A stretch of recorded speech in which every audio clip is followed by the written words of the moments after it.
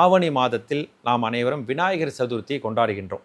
அந்த விநாயகர் சதுர்த்தி நம்ம எல்லாம் எதுக்காக கொண்டாடுறோம் அப்படிங்கிறத பற்றி கொஞ்சம் அறிவோம். இந்த விநாயகர் சதுர்த்தி அப்படிங்கிறது விநாயகப் பெருமான் அவதரித்த தினம் என்று சொல்கின்றார்கள். அவருக்கு அஸ்த நட்சத்திரம், அந்த சதுர்த்தி திதி, இது எல்லாமே ஒன்றா வரும். அமாவாசை ஆவணி மாதத்தில் அமாவாசை முடிந்து 4வது நாள் வரக்கூடியது விநாயகர் சதுர்த்தி என்று சொல்லக்கூடியது. பொதுவாக விநாயகர் சதுர்த்தி மாதம் சங்கடகர சதுர்த்தி அப்படிங்கிறது எல்லா ஆலயங்களிலும் விநாயகருக்கு வழிபடுவாங்க. விநாயகருக்கு சங்கடகர சதுர்த்தியை சிறப்பாக விநாயகருக்கு அபிஷேகம், பூஜைகள், சிறப்பு வழிபாடுகள் இது எல்லாமே செய்வார்கள். அதுபோன்ற இந்த விநாயகர் சதுர்த்திங்கிறது வருஷத்துக்கு ஒரு முறை. இப்போ நம்மலாம் பிறந்த நாள் கொண்டாடுறோம்.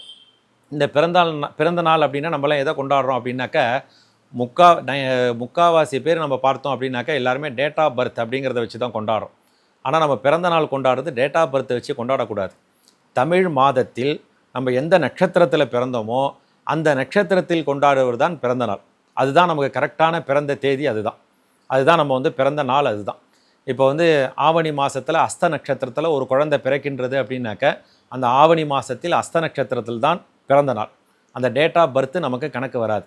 அதை போல் விநாயகருக்கு பார்த்தோம் அப்படின்னா கரெக்டாக ஆவணி மாதத்தில் அஸ்த நட்சத்திரம் வந்துடும், சதுர்த்தி திதி வந்துடும், ஆவணி மாதம் வந்துடும். அதில் தான் விநாயகர் அவதரித்த தினம். விநாயகர் பிறந்த நாளை தான் விநாயகர் சதுர்த்தி என்று நாம் அனைவரும் கொண்டாடி கொண்டிருக்கின்றோம்.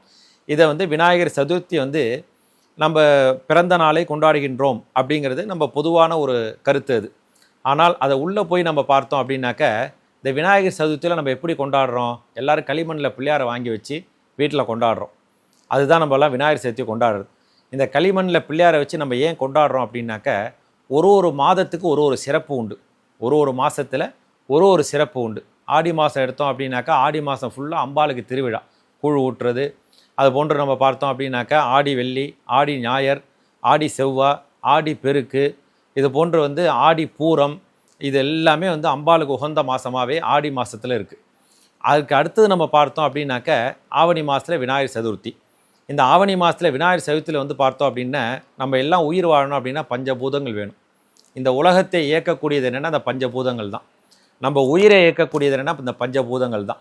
இந்த பஞ்சபூதத்தையும் ஒன்று சேர்க்கக்கூடிய மாதம்தான் இந்த ஆவணி மாதம் என்று சொல்லக்கூடியது.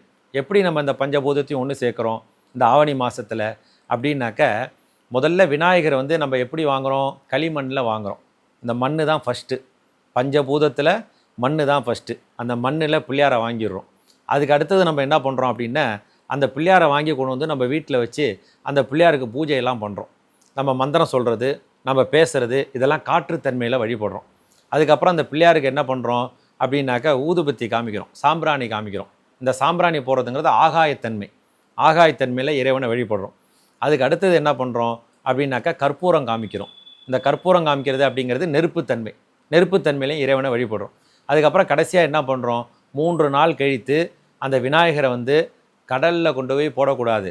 அதை எதில் போடணும்னு சொல்லியிருக்காங்கன்னா வாய்க்காலில் போகணுன்னு சொல்லியிருக்காங்க. கிராமப்புறங்கள்லாம் பார்த்தீங்கன்னாக்க பெரிய வயல் இருக்கும், அந்த வயலை ஒட்டி தண்ணி போயிட்டே இருக்கும், அதுதான் வாய்க்கால்னு பேர்.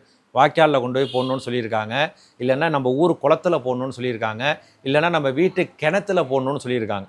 இந்த இடத்துல தான் அந்த பிள்ளையாரை கலக்கணும்னு சொல்லியிருக்காங்க. தண்ணியில் கொண்டு போய் கலந்துடுறோம். அதாவது மண்ணில் பிள்ளையார் வாங்குகிறோம், அந்த பிள்ளையாருக்கு பூஜை மந்திரங்கள்லாம் சொல்லி காற்றுத்தன்மையில் வழிபடுறோம்.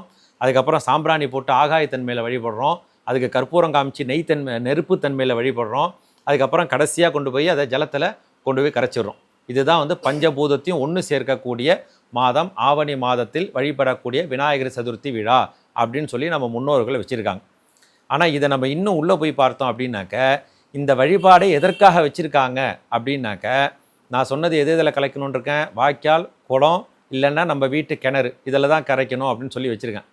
கடலில் கொண்டு போய் கரைக்கவே கூடாது.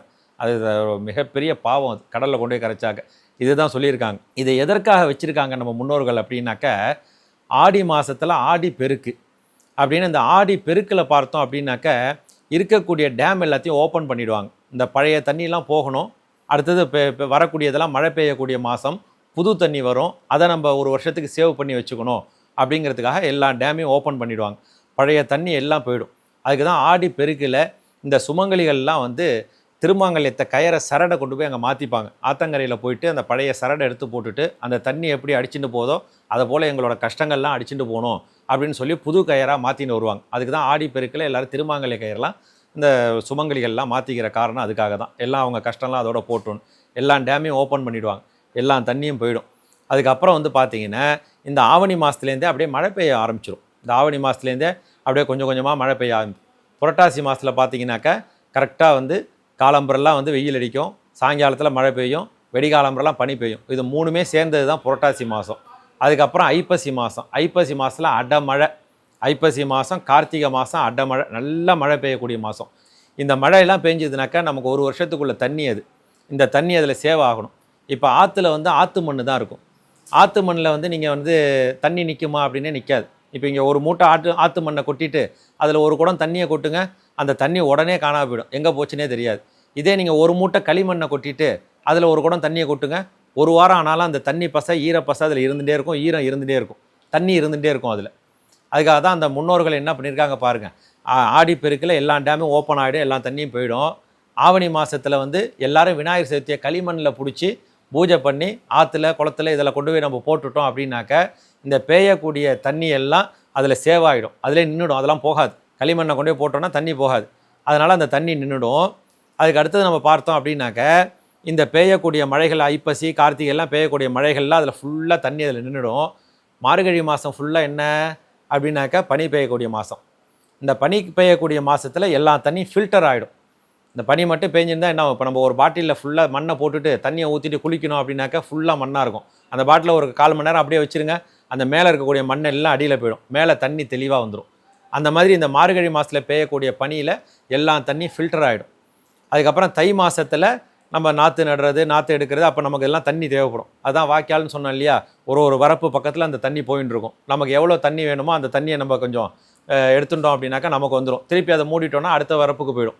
அதுக்காக தான் வந்து இந்த தண்ணியை சேவ் பண்ணுறதுக்காக தான் இந்த விநாயகர் சதுர்த்தி விழா அப்படிங்கிறது. ஒரு வருஷத்துக்குள்ள தண்ணி நமக்கு வேணும்.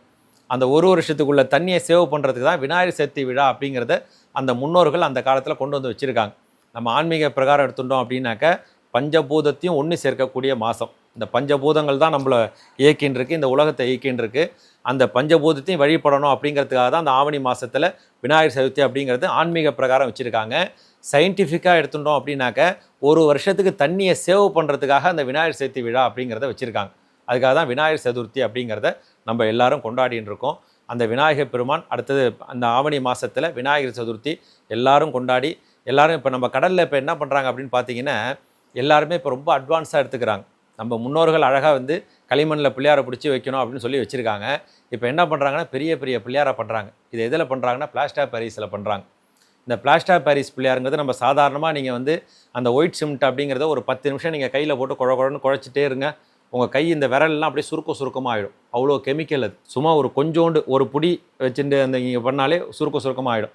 ஒரு பிள்ளையாருக்கு எவ்வளோ கிலோ ஆகும், அதை கொண்டு போய் கடலில் போட்டால் என்ன ஆகும், சுனாமி தான் வரும். அதுக்காக தான் வந்து களிமண் பிள்ளையாரை பூஜை பண்ணி தான் தண்ணியில் போடணும்னு சொல்லியிருக்காங்க. சிமெண்ட்டு இந்த மாதிரி வந்து பிளாஸ்டர் ஆஃப் பாரிஸ் பிள்ளையாரை பண்ணி கொண்டு போய் கடலில் போடணும் அப்படின்னு சொல்லி சாஸ்திரத்துலேயோ இல்லை நம்ம முன்னோர்களோ யாருமே அதை வைக்கலை. நம்ம வந்து சயின்டிஃபிக்காக எடுத்துட்டாலும் சரி அதை மாதிரி வைக்கலை. இதுக்காக தான் வச்சுருக்காங்க. எல்லாருமே நீங்கள்லாம் இந்த ஆவணி மாதத்தில் களிமண்ணில் பிள்ளையாரை பிடிச்சி வழிபட்டு குளத்துலேயோ வாய்க்காலையோ கிணத்துலேயோ அந்த பிள்ளையாரை கிடைக்கணும் அப்படிங்கிறத தெரிவித்துக் கொள்கிறோம். அதன் பிறகு விநாயகர் வழிபாடு அப்படிங்கிறது ரொம்ப ஒரு சிறந்த வழிபாடு. உலகத்திலே முதல் கடவுள் அவர் தான். அவரை நம்ம வணங்கினோம் அப்படின்னாலே நம்மளோட சர்வ சங்கடங்கள், மன கஷ்டங்கள், மனக்குறைகள் இது எல்லாமே நிவர்த்தி ஆகிடும். ஆகையினால்தான் விநாயகர் வழிபாடு விநாயகர் சதுர்த்தி என்று வைத்திருக்கின்றார்கள். அந்த விநாயகர் சதுர்த்தியை அனைவரும் செய்து இந்த விநாயகர் சதுர்த்தியை விநாயகரோட அருள் எல்லாரும் பெறணும் அப்படிங்கிறத பிரார்த்திக்கிறோம். ஜெய் சித்தி விநாயகமூர்த்திக்கு ஜெய்.